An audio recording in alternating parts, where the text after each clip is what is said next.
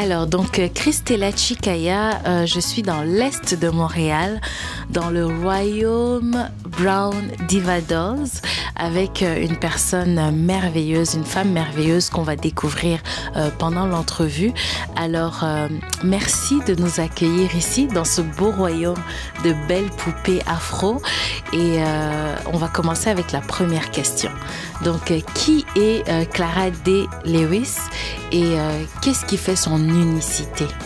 Clara Day Lewis est la présidente et fondatrice de l'entreprise Brown Divas Dolls qui existe depuis 2019.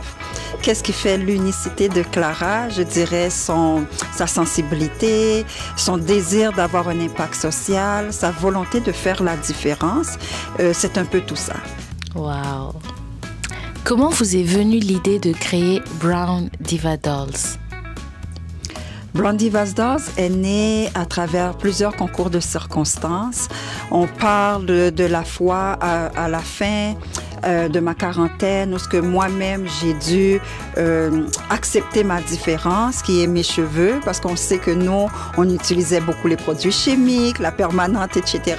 Moi, c'est vraiment à l'âge vers la fin de ma quarantaine que j'ai décidé de tout enlever, puis de apprécier mes boucles, et j'ai eu la surprise de découvrir cette beauté de chevelure-là qu'on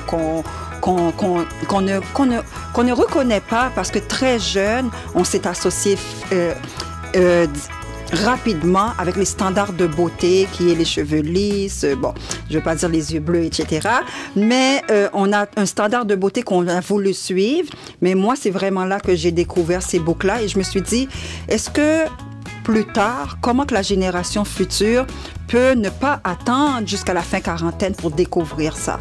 Donc ça, c'est la première chose. Deuxième chose, c'est que moi, je suis travailleuse sociale de profession.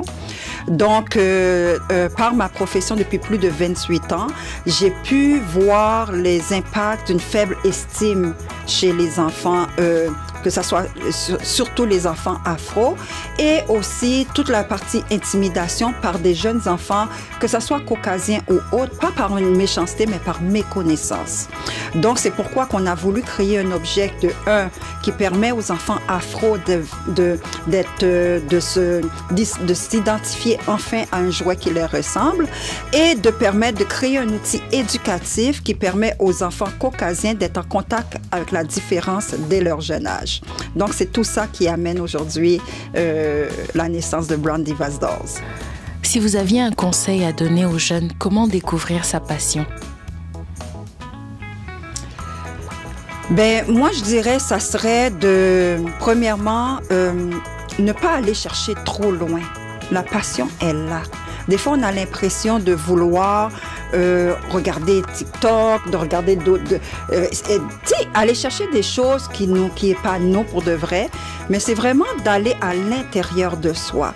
Puis aussi, c'est de se respecter aussi. Si tu es quelqu'un qui est introverti, ben ta passion va être quelque chose à l'intérieur de toi. Si tu es quelqu'un qui est excentrique, mais ta passion, elle va être huge. Donc, c'est vraiment de se respecter.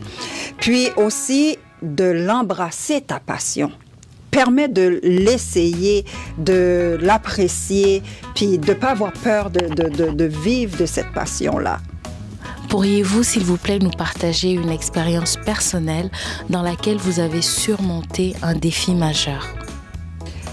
Ben, un peu comme j'avais dit tout à l'heure, lorsqu'on a créé Brown Divas Dolls, la première année, on a eu un impact rapidement sur les réseaux sociaux. On s'est fait connaître. Les gens se sont beaucoup rapidement attachés à nous. Et on était, à la base, on faisait de la vente en ligne seulement. Et là, lorsqu'on a commencé à avoir l'attraction, c'est là qu'on a eu notre boutique, une sorte de showroom où les gens pouvaient venir voir et ça commençait à fonctionner très bien. Et là, peut-être 2 mois, 3 mois après avoir signé notre bail, le gouvernement décide de tout fermer avec la pandémie. Donc, on a dû tout replier, on a dû retourner. Donc ça a été vraiment une épreuve, que ce soit un impact financier, que ce soit au niveau de nos stratégies d'affaires. Ça a été un événement pour nous qui a été quand même difficile parce qu'on a dû penser autrement. se réinventer, voir comment. Puis on avait beaucoup de stock à cette époque-là. Donc ça a été un défi professionnel. Mais grâce à Dieu, on l'a surmonté. Aujourd'hui, on est plus fort. On sait comment, on a appris comment faire un revirement, comment comme que j'ai dit, se réinventer. Donc, je pourrais vous dire, c'est vraiment la première fermeture de la pandémie au niveau de la business. D'accord. Et qu'est-ce qui vous a permis de surmonter ce défi majeur? Bon, c'est sûr que mon entourage, je suis quand même assez bien entourée. Et aussi, le fait qu'on croyait à notre produit. Le fait qu'on y croyait, on se disait, écoute, on le tient. On tient, puis on n'a pas voulu lâcher. On s'est juste dit, on va attendre le momentum. C'est quand qu'on va revenir. On s'est réassis pour revoir notre façon de faire. On a tout revu, mais c'est vraiment le fait qu'on croyait à notre produit. Si vous aviez un conseil à donner, un conseil pour réussir? C'est de ne pas rester seulement dans toutes les zones de confort.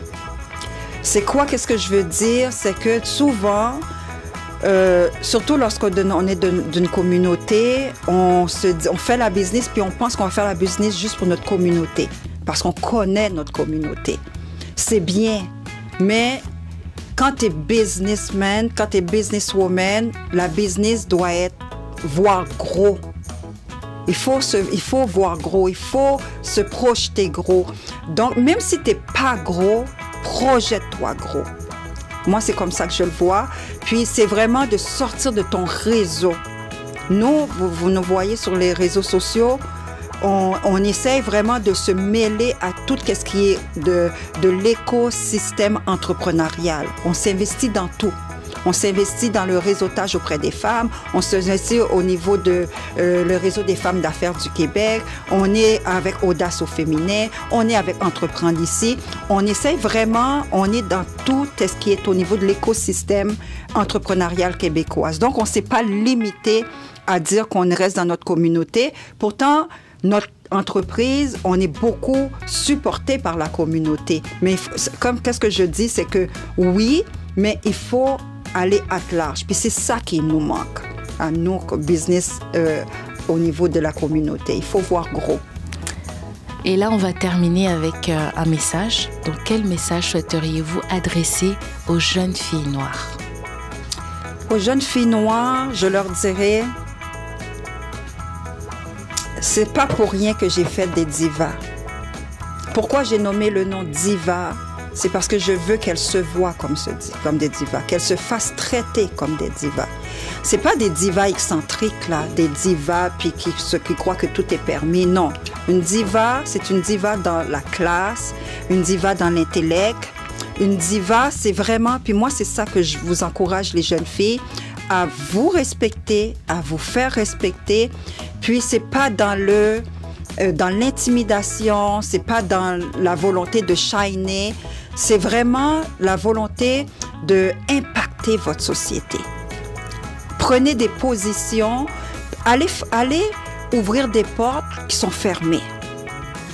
Restez pas devant les portes fermées, allez ouvrir les portes qui sont fermées, sortez de votre zone de confort, mais avant tout, respectez-vous. Qui veut le respect, ça passe par nous. Donc, le respect, ça passe par ta tenue vestimentaire, par ton langage, par tes valeurs, par qu'est-ce que tu projettes, c'est tout ça. Puis, à partir du moment que tu as ça, le reste, c'est le travail. Il ne faut pas être paresseuse, il faut travailler. Bûcher, bûcher, bûcher, pas attendre que les gens nous donnent. Allez travailler, forcez les portes. Faites travailler, puis vous allez voir, ça va se faire. Et je le crois, ça va se faire. Donc, nous arrivons au terme de notre entrevue. Merci beaucoup, Clara, pour ce bel accueil. Merci pour votre précieux temps. Merci de nous avoir accordé ces quelques instants pour nous inspirer et pour nous parler un peu de vous. Alors, merci à tous et puis je vous invite à découvrir Brown Diva Dolls. Merci.